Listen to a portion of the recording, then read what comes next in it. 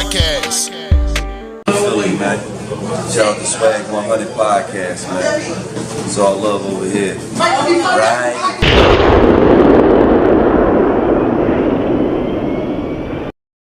Yo, what's up, y'all, man? It's your guy, DJ Swag 100, man. Your favorite celebrity DJ, man.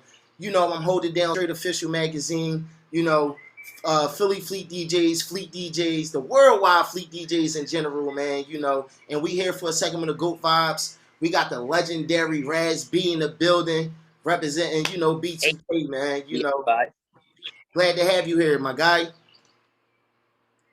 It's always a pleasure, man. We family, you know what I mean? So you scratch my back, I scratch your back. Let's go. Definitely. So we just gonna before we get into it, because I have a diverse audience. You know what I mean? Meaning that I got the youth, I got the elders. I range from 17 to 59.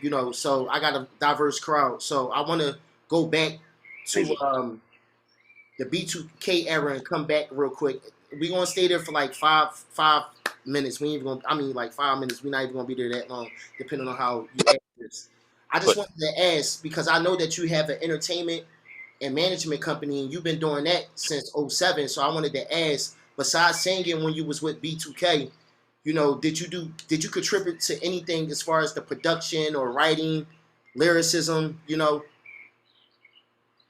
Oh, well, that's a really good question. I mean, yeah, I started my production company at a pretty young age. And, throughout the years, I would manage different writers and producers on a non-exclusive basis. So I would actually be placing a lot of records. One of my very first big placements was a song called See Me Shine. It was Bone Thugs and Harmony's first single. So that's the record I had.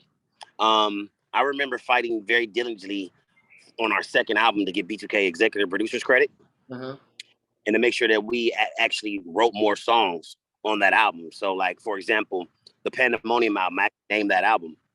And some of the songs that Tricky Stewart had, I actually A&R'd those records. I was like, yo, that record Sleeping, let's do that. That record Everything, let's go. Yo, Fizz, go over here. You go to that studio, Boogie, you go over there. So, just really, being in the group, you always got to have, like, someone in the group that's going to handle that business for us. You know what I'm saying? Because ain't nobody going to do it the way we do it. And they know, and I know the guys' personalities. I know what they like, what they don't like. And I know the standard that we uphold when it comes to the B2K stuff. So definitely have had a hand involved in a lot of the creative process of B2K, even some of the breakdowns, like Got to Be Breakdown. That was an idea of mine.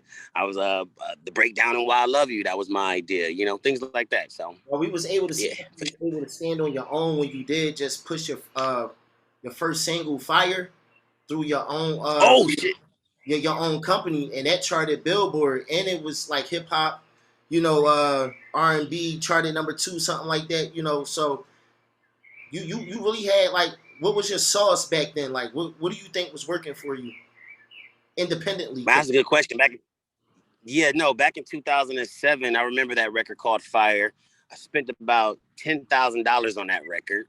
Isaac Hayes III actually produced it. Shout out to Isaac Hayes III with fan base and everything they're doing over there. It was crazy because Isaac said he never got his money. I said, hey, bro, I credit everybody I paid. He could have shut that record down, but I actually shout out to Ruben Drones. He actually was my investor on that project, and he put up the bread.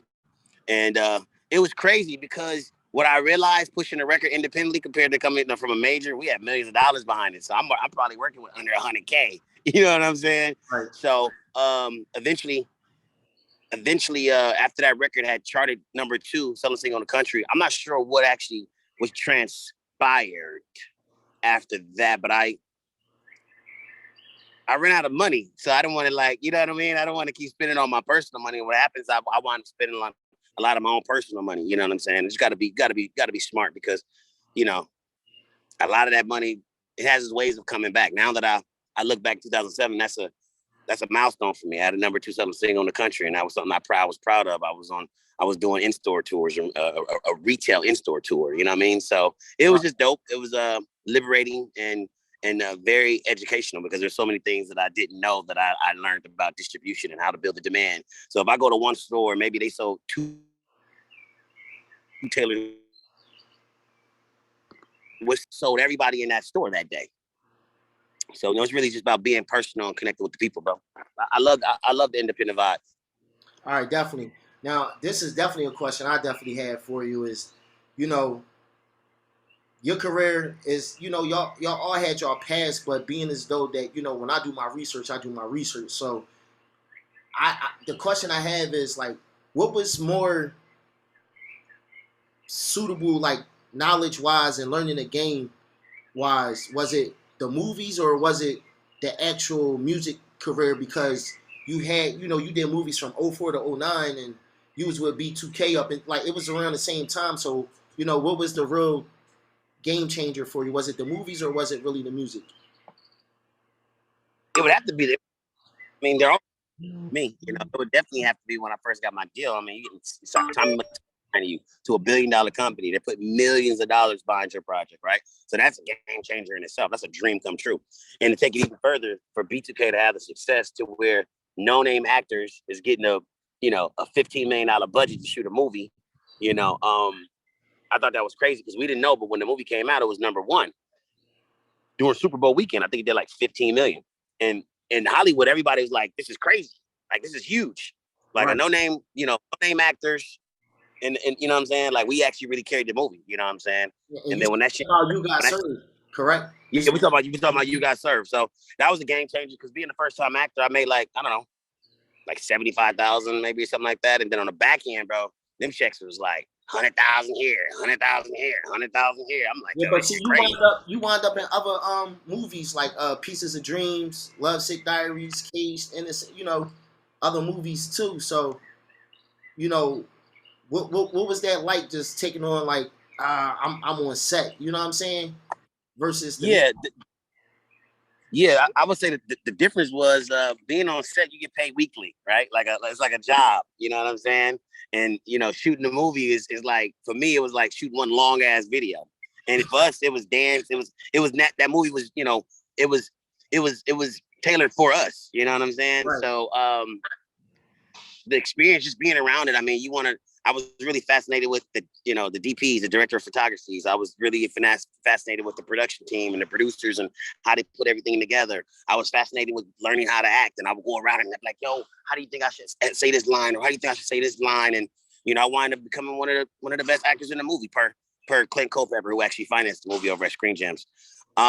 It was a new energy, and it was a new environment for me. And believe it or not, I'm actually in film a lot more, but mostly on the production side. Like, for example, I really shouldn't be saying this, but there's a movie by the name of that's getting ready to come out. And it's a $150 million project, and I'm doing everything in my power to bring some resources to the table so I can benefit. But that movie should be out like next year. But that movie stuff is crazy, bro. So I would say now that I've been on You Got Served, I've evolved and I've learned how to become a line producer. Okay. So let me just ask you this though, because recently you've been in tabloids, you've been in magazines, headlines, and a lot of stuff like that. So dealing with the criticism and people just jumping into your personal lives, how do you stay motivated and how do you stay focused on your end goal? How do I stay focused? And my end goal, for me, you just got to block out the drama, block out the noise, right? I'm a public figure. So my life essentially is an open book, right? It takes a village to raise a child. How you gonna support somebody that's an asshole or arrogant or cocky, right? You want to know who you support and who you believe in, right? And I just, through the cards that I've been dealt, I just learned to continue to be transparent, stay true to myself, right?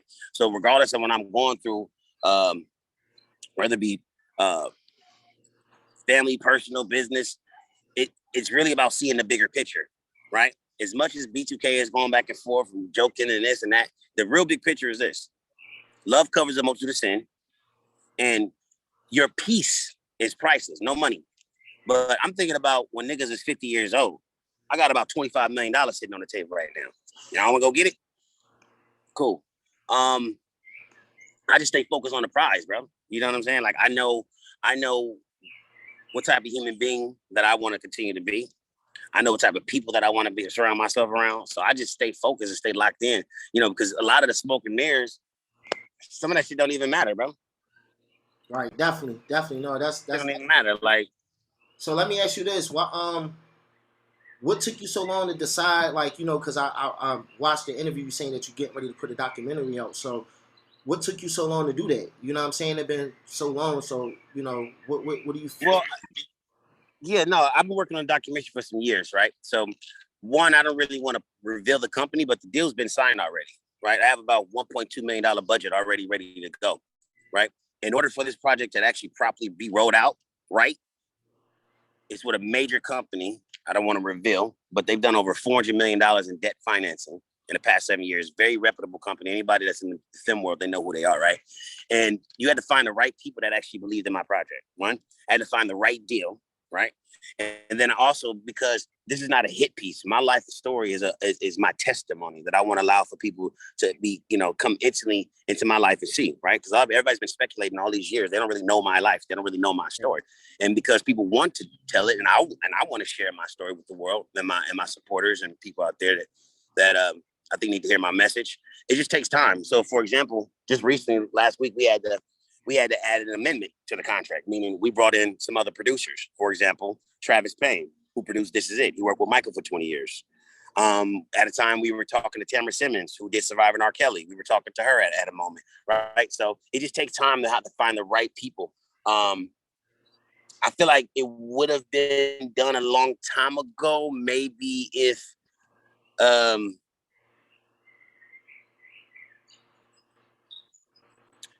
wasn't doing the B2K related stuff, because what happened, a lot of the B2K related stuff, I feel like I want to put on the side because my story overshadows everything. Right, okay.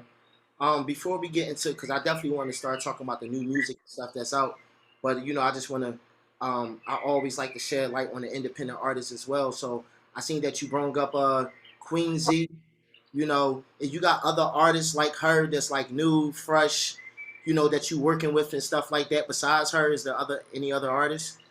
Yeah, I mean, for me, man, it's really important to, like, I love what y'all doing with Jay Humble. Like, for example, I introduced y'all to Jay Humble, and I love how y'all taking care of her. But, Jay Humble's a dope artist that I work with. Winter Ray, I'm really, really super excited about my new boys group called No Ego. Officially No Ego. I'm gonna bring him over. I need to bring them over here. 4 boys, between the ages of 24 and like 30. Typically, I normally start younger, but this group is so seasoned. Right, we're building a business model. It's about building a business. I always tell my guys, we got 1,000 people paying y'all $20 a month. That's 20 grand, right? Yeah. Let's think about years. Let's think about building a legitimate business. Right. Speaking about that boy group, man, one of my young boys, man, my little brother's in that group, Milo. Oh wow! See what I'm saying? Milo season. He's been in the game. He's had some success. Yeah. And they're hungry. You know what I'm saying? And and if you're passionate about it, you're gonna be able to kick that door down. So yeah, I'm excited. I'm excited. I'm excited. And there's a lot of support for the guys too. So I'm excited to see their project come together. And we all work really good together because we're a great team. We all respect each other. And he speak real highly of you too, man. I just see the difference in him. So man, definitely, man, that group is something different. I'm already been exposed to him. I definitely know about him, and yeah, I just can't wait till they really break through, man. They're awesome for sure. Yeah, I mean, it takes a village to raise a child. All the kids, all the young men are, they ready to get out there. So when you got somebody that's hungry like that, the only thing I can do is support. You know what I mean, and do what I can to give them the resources that they need. But I mean, I already got labels calling me out the blue and shit, for them. You know what I mean? So right now we just want to repackage, because I think we had some members, that. We were still filling out. We were still filling out the right members for the group, right? And I think we finally found the right elements. Yeah. So now that we talking music, you got this Throwin Racks track out. I love it, man. It's smooth, but it's up to date, man. It's super up to date, man. You know what I'm saying? I love the overall production. Now let me ask you this: is your company directly, your management or your entertainment company directly over top of this, or you had other? Yeah. No, I have some really cool partnerships. Shout out to Yayo, the producer. Shout out to my Ryan, who wrote the record Throwin Racks. Throwin Racks is like a fun, poppy kind of strip club record. You know what I mean? It's fun, it's catchy, throwing racks around the room. You know what I mean? But it also is a part of me. I like to go to strip clubs. Women are beautiful. They should be paid. So in full disclosure, which is the name of the working title of the album, that track and Birthday are like the two kind of like strip club records because that defines a piece of me. But the rest of the album is just talking about simply love, man. But yeah, we partnered up with a company called B2K, which is a streaming platform on a decentralized platform. So they're doing like NFTs. We're gonna do a album, single release party in the metaverse with Oculus. So y'all need to man. Y'all need to come inside there, bro. I need to get y'all logo up in there and everything. I'm gonna talk to the team and see if I can put y'all up in there. That'd be crazy. But yeah, my production company, Raz-B Mass Media Group. You know what I'm saying? We're definitely putting it up. Shout out to B2K because B2K put up some money. You know what I'm saying, for the marketing and promotion, which is really dope. And the goal is to chart this record and get this record #1. Definitely. Speaking of charting, man, we got the Worldwide Fleet DJs in the building right now. So let's go. You know, can we get you to introduce the song, and I'm gonna let them get a taste of it. Man, you already know. What up, everybody? It's your main man, Raz-B. You about to check out my new joint called Throwin Racks. You already know. We swag 100 podcast. You know what I'm saying? We outside. Fleet Squad, Fleet DJs all day, baby. Let's go. Throwin Racks. Hey!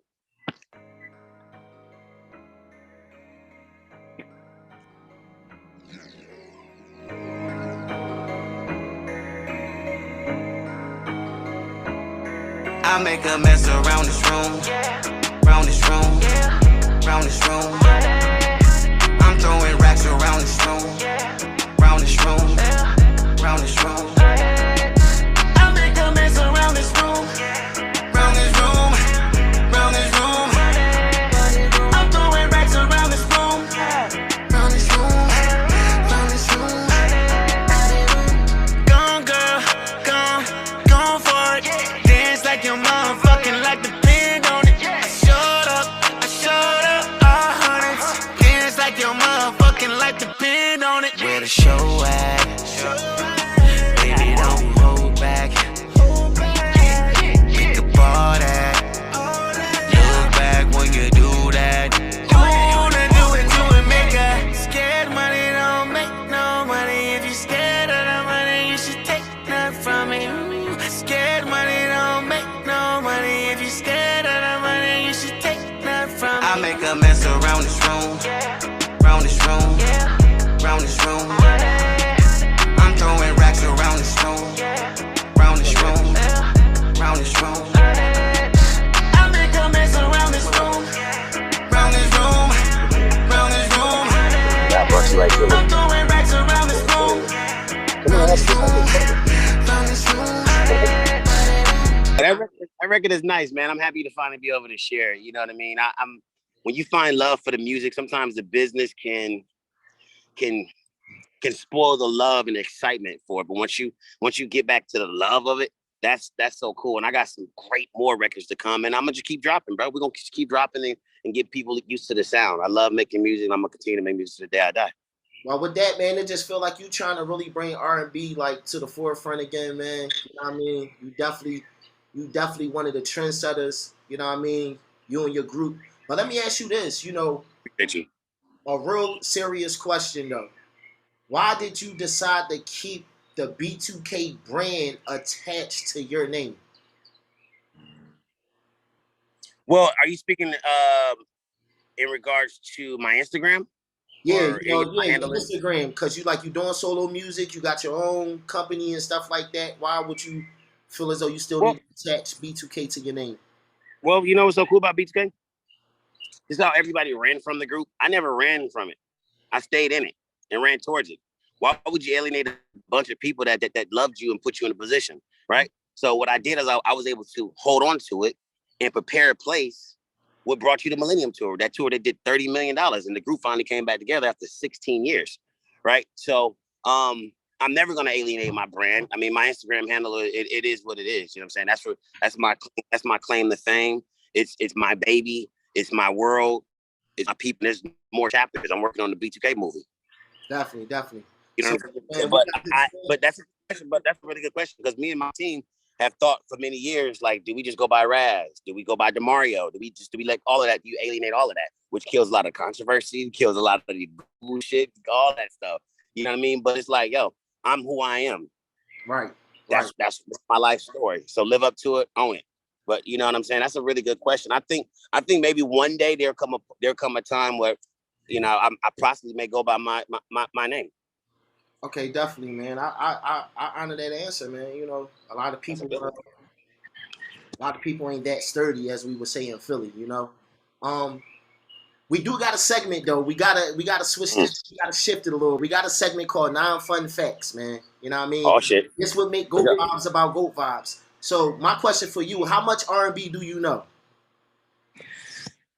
Compared to one of my artist friends, I realized that I'm probably off because I really wound up getting into a lot of tech stuff and movie stuff, right? So my homegirls, I'm like, you know, like some of these artists coming up are so hungry.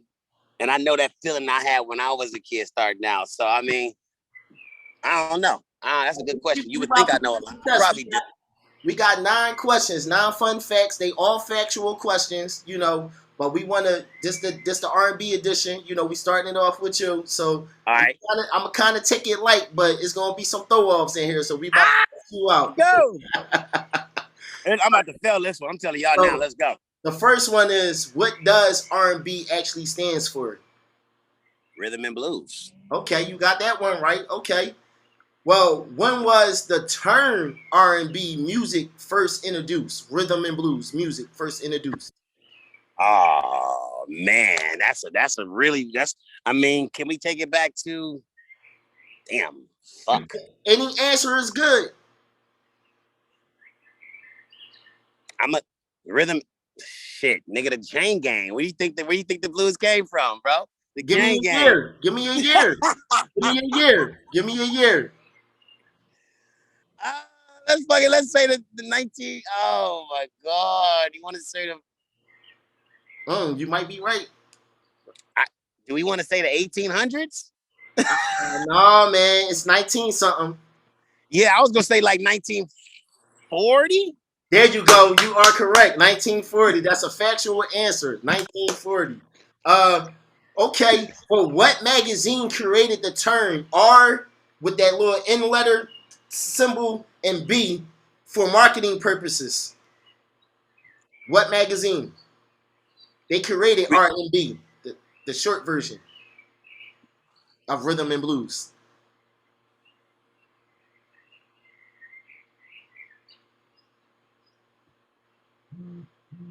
That's a good one. You got me. Was it The Source? Was it Billboard?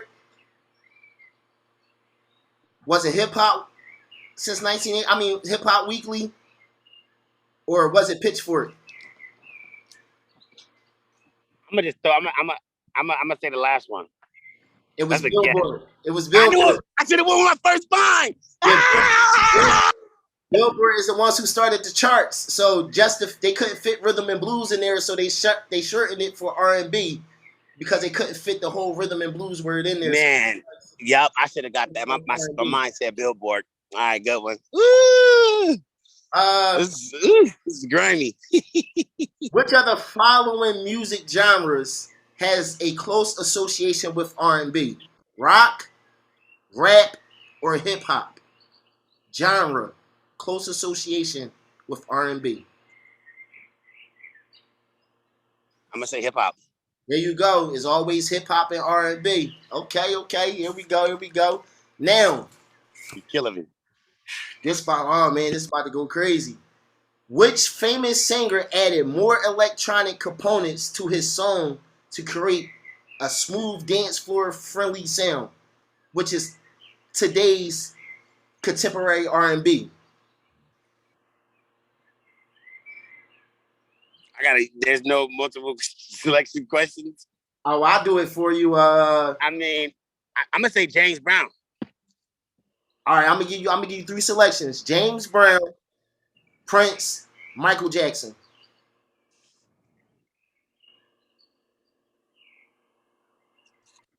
Probably Prince, man. Michael Jackson. It was Michael. I was gonna say Michael again. I swear to God.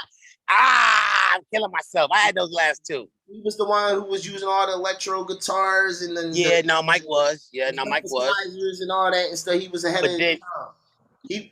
Mike really was. Created auto tune or something. I don't know, man. All right, This should be easy. Which city do all members from the R&B group Boys and Men come from? I hope it's Philadelphia. There you go. It's Philly. We got Philly Fleet days in the building. They gonna grind you up. Oh, bro, no, I missed those. The Michael one and the Billie Jean. I mean, in the Billboard, I had those. I knew it. All right. Last question of all questions, man. This is like, if it was an award, this the $1 million question right here. Which group made their name after the 2000s millennium?